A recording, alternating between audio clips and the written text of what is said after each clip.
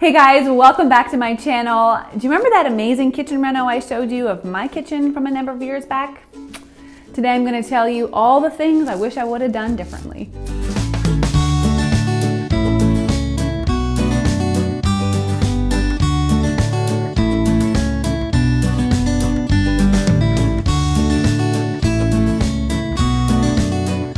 So this was a really small space. We had very small square footage to work with, and as a result, we measured out everything. I pored for hours over the exact amount of space the island should take up. Should it be 3 inches bigger, 3 inches smaller? How big should the kitchen table be? I mean, we measured everything so that we could make the most use of the small space that we have.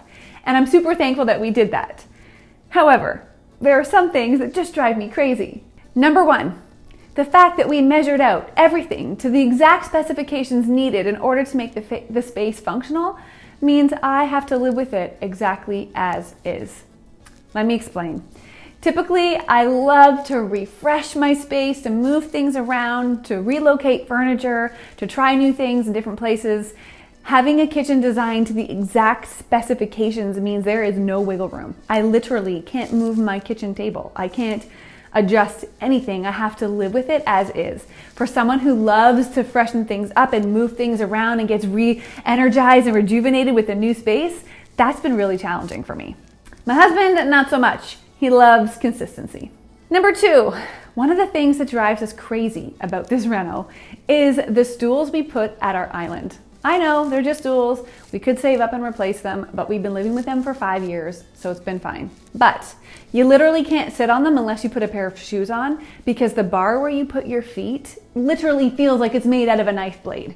It's not rounded or flat. It is so uncomfortable for your feet that we have to wear shoes whenever we're sitting at our kitchen island. One of the things I wish I could have done, and it was in my original drawings, but we just didn't have the budget for it, was get a black range hood.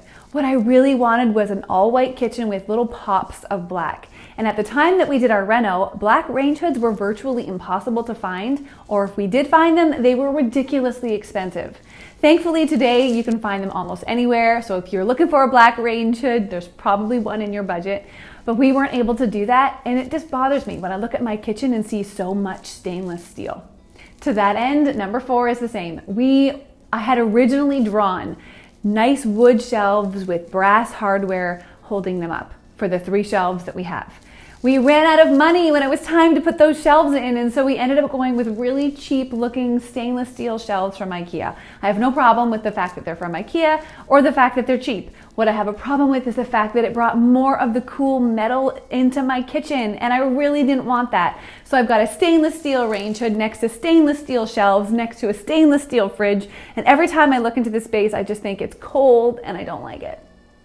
Don't get me wrong, it looks beautiful and I'm super thankful for the space. I'm just telling you some of the things that have bothered me. Another small little detail that it's not the end of the world, but we live with it, is we opted to put the power for our island inside of the island as opposed to on the outside of the island. I don't know why we did that, probably because I didn't want the look of outlets. Anyway, the power's on the inside, so now anytime someone wants to plug in their laptop or plug in anything, we have to open the drawer, reach to the back where the power outlet is. It's just a headache. Not the end of the world, it's just one of those things where in the future I'll be like, put the power on the outside of the island. Who cares what it looks like? Okay, this is one of my biggest regrets. Honestly, I will never, ever do this again unless it's literally just Jeff and I living in this home by ourselves. Never again will I get a counter depth refrigerator. The worst decision ever.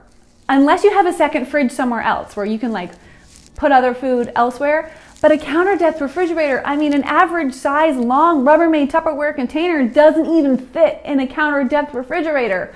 It's been brutal. Whenever we have company over or during the holidays when we're baking extra things, my youngest daughter started a little baking business, and so she's trying to store stuff in the fridge, and literally there's like room for 2 leftovers, a dozen eggs, some milk, some drinks, containers of lettuce, and that's it. You run out of room so quickly. With a family of 4 who's always having people over, a counter depth refrigerator is simply a ridiculous use of money. Don't do it. Okay, now this one is a little bit more tricky because it would have meant an entire redesign of the kitchen, and so I'm going to share it with you, even though I still don't know that I would do anything different. But it is the fact that my dishwasher and my stove are opposite of one another, which means if someone wants to open the dishwasher and put something away, nobody can open the stove at the same time, which I thought that before I put them there. And I was like, when's that ever going to happen? All the time. It happens all the time where I need to get in the stove and someone's putting something in the dishwasher, or I'm asking somebody to unload the dishwasher while I'm cooking. Bad call. But like I said, I'm not sure it would be worth redoing the whole design of the kitchen, but just something to consider. Do you want your dishwasher and your stove to open the same way? If you watched the video when I talked all about this renovation, you'll know that I was really intent on having as minimal lines as possible so that when I sat in my living room and looked into my kitchen, there wasn't a whole bunch of drawers and hardware and lines from the cupboards and, you know, all the things. So we opted for as few lines as possible. 4 big drawers with smaller hidden drawers inside of them, and the seams of those drawers match up with the seams of the cupboards that are above them. It's like lovely to look at. It is not as lovely to work with.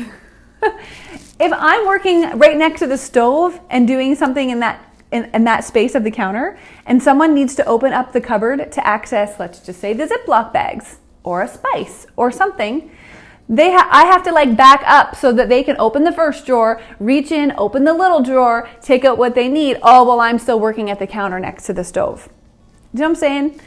It also happens on the other side. If someone wants to put forks and knives away or take out some utensils and somebody else is there doing something, it's just get the smaller little drawers that you can just put things in.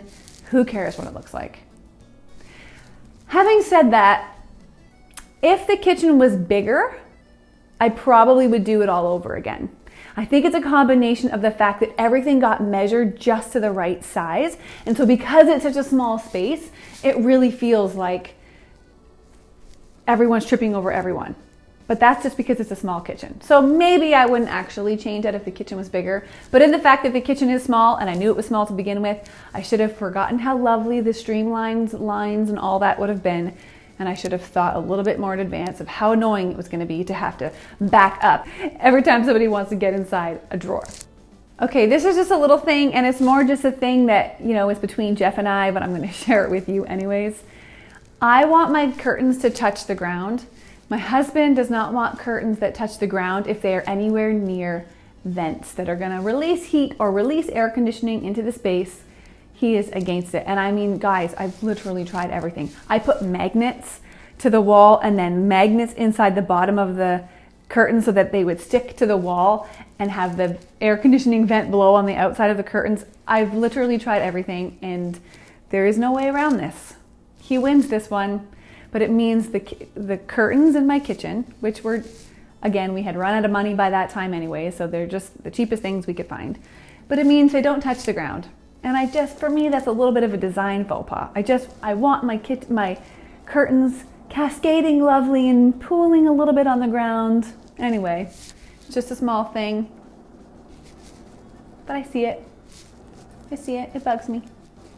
Okay, and probably the most annoying, I mean, not just for me, for the whole family, is you know how I talk about where you're going to spend your money, where you're going to save your money. So it's really important that you spend your money on the things that are the most priority so that when you are running out of money, you're able to save, you know, in the spaces that aren't as important to you. So that's exactly what we did. That's the principle that I live by. But I'm telling you, we saved money on our kitchen chairs when we should not have. We should not have saved money on our kitchen chairs. We got the cheapest chairs we could find that would still fit the look of the space. They were like $30 a piece at Structube. I love Structube, not like no fault of their own. These Eiffel chairs, literally, it's like you take your life into your hand every time you sit down. I have gone, literally, it happened like in slow motion. I sat down on one of the chairs, you could hear it cracking, and then all of a sudden, like in slow motion, and thank God it was me and not a guest.